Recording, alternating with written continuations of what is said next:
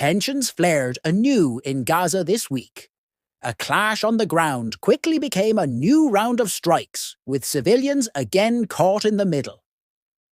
Israel says its forces came under fire from fighters in southern Gaza, including an anti-tank missile strike near Rafah that wounded or killed Israeli troops. In response, the Israeli military launched a series of air and artillery strikes across southern and central Gaza, targeting sites it described as militant infrastructure and tunnel networks. Journalists and aid groups report a rising civilian toll and damage to homes and some shelters. Eyewitnesses and local media describe rescue workers and families scrambling after strikes hit densely populated neighborhoods. Gaza's health authorities reported dozens of dead and many more wounded in the latest exchanges. International aid agencies warned that the fragile flow of humanitarian relief was disrupted and that access needs to be restored quickly. The incident also tested a recent ceasefire.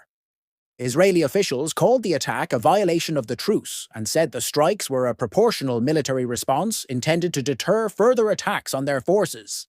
Hamas and allied groups disputed some Israeli claims, and tensions over issues like the return of hostages and access at the Rafah crossing continue to complicate efforts to stabilize the situation.